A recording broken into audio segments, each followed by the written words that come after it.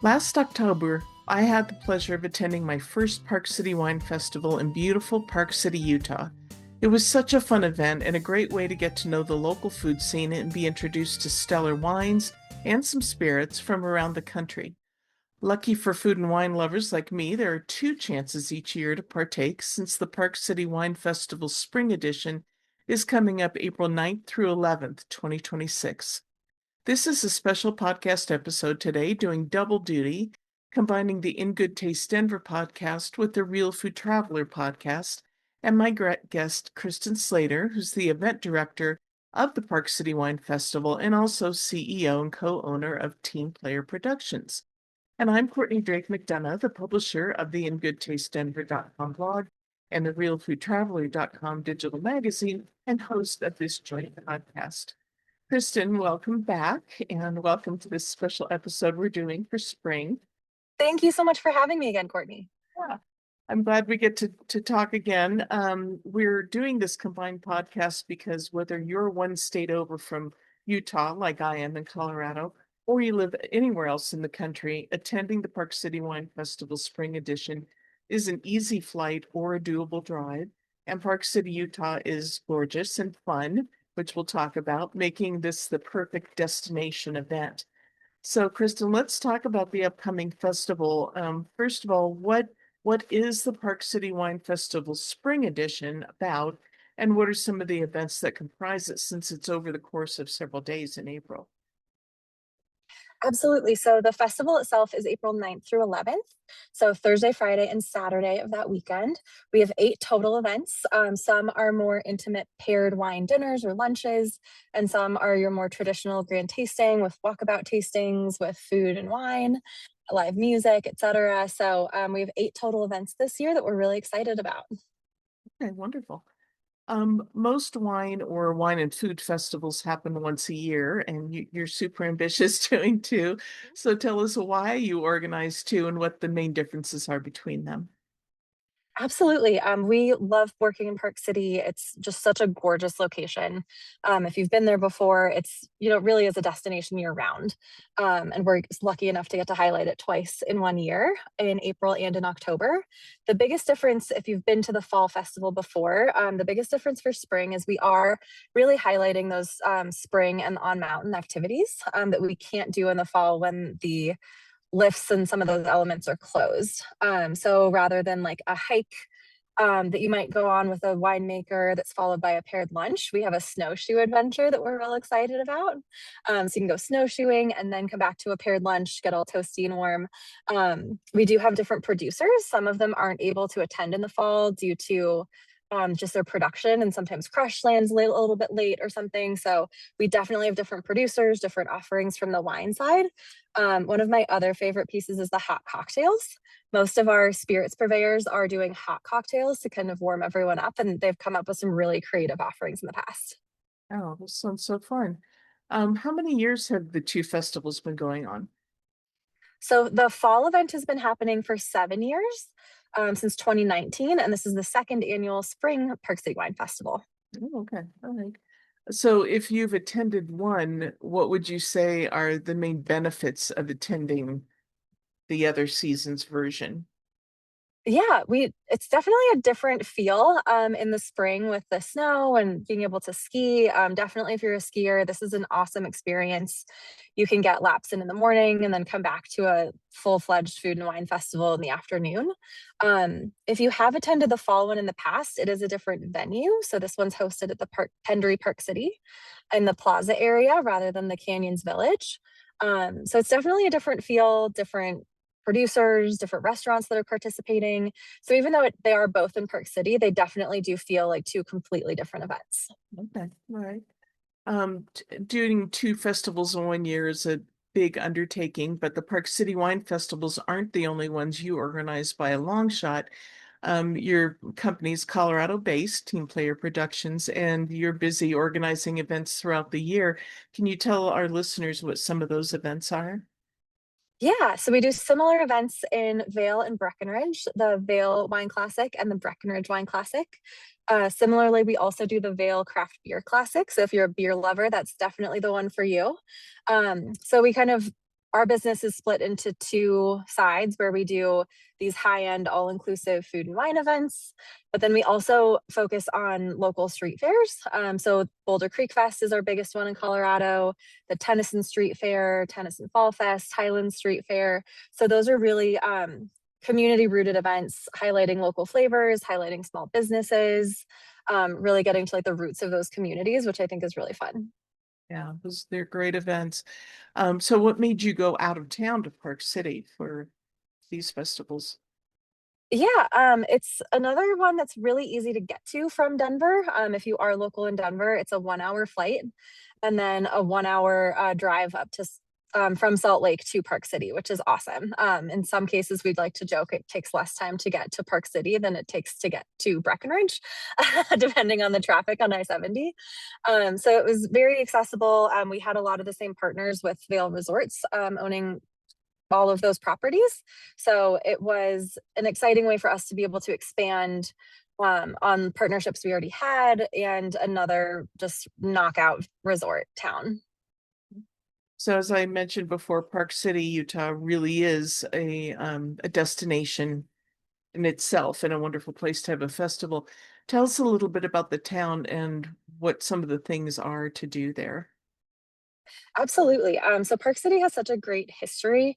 Their main street is a little bit different from the Colorado mountain main streets.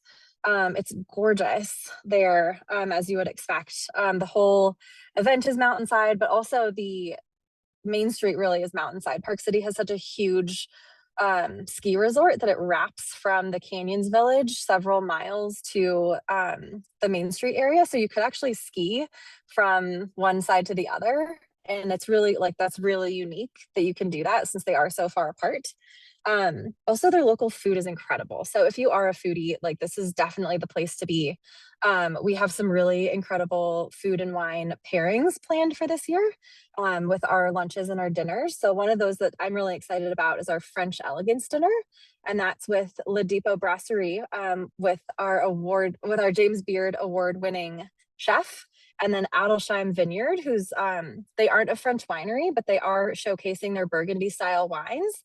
And they've been named in the top 100 wineries of the year by Wine and Spirits magazine 7 times. So like they really are an incredible producer and one of the smaller, like maybe lesser known ones that you might not see all the time on your wine lists. Um, So the festivals you put on are events within events, and I'm exhausted just imagining what goes into planning them. I'm exhausted on behalf of you, especially since you're bringing in so many wineries and including local restaurants and chefs and all these different venues. Can you give us a sense of the time and effort that is involved in that goes into each one of the Park City festivals? Absolutely. So we really start the following year at the close of the last one, basically. So that goes like not only for spring and fall, but we're really planning these things about a year in advance just to get on everyone's calendars, to get the venues, to get the permitting, all of those pieces. But one of my favorite things about these events is that we are really highlighting the local folks through the restaurants, through the nonprofits, and we want to make sure that those pieces really shine through at the event. So we want to make sure that we're bringing in those layers. So those pieces definitely take a lot of coordination. We have an exceptional wine team at Team Player Productions. They're working hard to get really exciting purveyors, both from the food and the wine side that, not only are exceptional at what they do, but that might be kind of off the beaten path a little bit. We don't want it to just be like huge name brand wineries. We're working hard to make sure that there's some really cool boutique and small producers that you might not see all the time.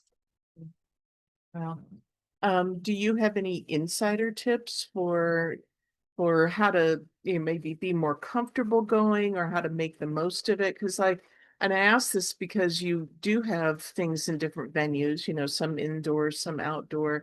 And like I was at the grand tasting last year and there'd been a lot of snow and rain right That before was that was that, a heartbreaker which wasn't of a year expected. with the And rain for that one. yeah, and I saw a lot of women in, cute little mini skirts and stilettos, and I saw people in hiking boots and jeans, and you know, Absolutely. yeah. So what are some of the ways to really just make the most of it and also be prepared for. Absolutely.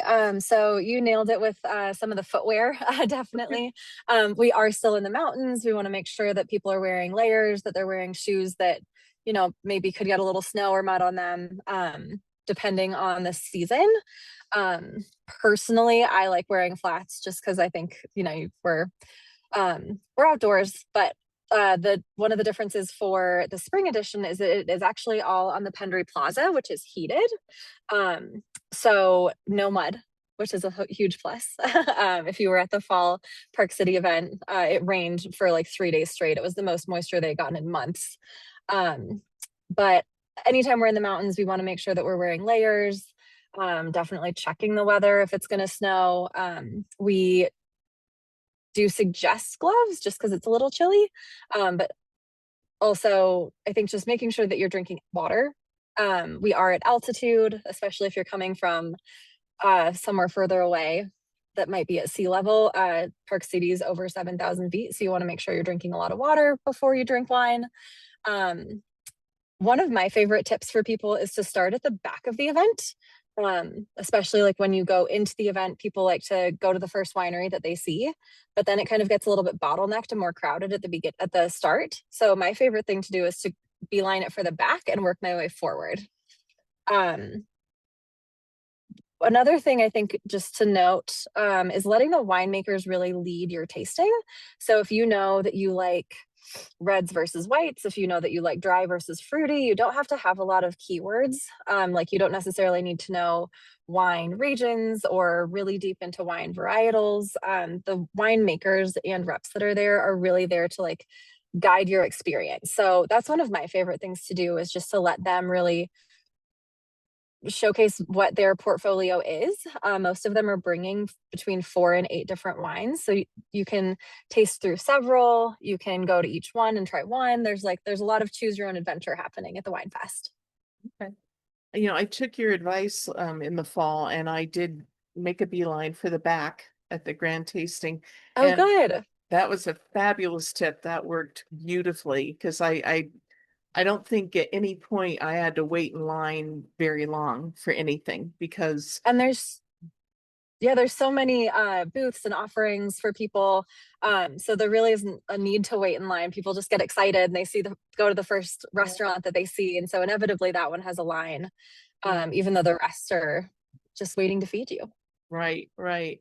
And that also left more time for me to stand and listen to the music too, because I Yes, didn't spend all my time waiting in lines, I had toured exactly. We have around, some gotten a taste fabulous of it. bands at the Yeah, it events. was it was great. Um, so let's go over how people can learn more about the Park City Wine Festival Spring Edition, including purchasing tickets for the various events they might be interested in attending. Yeah, so all 8 of the events are a la carte. So you can again choose your own adventure. So if you wanted to do a Thursday wine dinner, a Friday wine lunch, and then the grain tasting on Saturday, we recommend kind of picking one event per day, just because they are all inclusive and end up being quite a bit of drinking. It can be hard to keep up if you're doing multiple events in a day, but everyone's up for a little challenge. um, Another event that we haven't touched on yet is our Opera Paired Park City, which is new this year, which is similar to the grand tasting that it will be outdoors. It will be food and wine, a walkabout tasting, but each bite is going to be paired with 2 different wines or spirits, which is really exciting. So focusing on the pairing element, really leaning into the opera atmosphere that is Park City. So that will be really exciting. We'll have a DJ, we'll have a costume contest. So a little bit more of a happy hour feel, if you will. Okay, cool. You have been very generous in providing us with a $10 off for any of the grand tasting tickets on Saturday, April 11th. And so to get that, people can either use the phrase in good taste, one word, or real food traveler, also one word at checkout on the website. And I'll tell you a little bit more about that in a second. So thank you for offering that again to our readers and listeners. I know they Absolutely. love to take advantage of that. How And that about code, social? we've updated that code so that it's good for our paired event and any of the lunches or dinners as well. So I want to Oh, make sure that you guys can take full advantage of all the experiences. thank you so much. That's awesome. That's wonderful. Absolutely. I'll be sure to update our article to include that. And you have really fun social media posts. I've really enjoyed watching them, keeping Oh, up with them. thank you. So not only are they informative, but they are entertaining. So tell people, including the actual handles, where they can go on social media to get the most up-to-date information. Yes, we are on Facebook and Instagram as Park City Wine Festival. Okay, easy enough. So, as always, with both the In Good Taste Denver podcast and the Real Food Traveler podcast, we put an associated article on our sites that literally includes a little player that you can click on to listen to this episode, as well as seeing some tantalizing photos of the event and links to everything that we've been talking about today. All of our episodes of our podcast can be found on iTunes, Spotify, iHeartRadio, YouTube, Amazon, and just about anywhere you like to listen to podcasts. So, Kristen, thank you so much for joining me for another podcast and for giving us a scoop on your fabulous spring festival.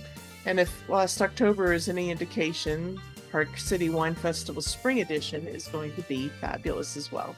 Thank you so much for having me, Courtney. Absolutely. And to our listeners, both for the In Good Taste Denver podcast and the Real Food Traveler podcast, thanks for listening, and we will see you next time.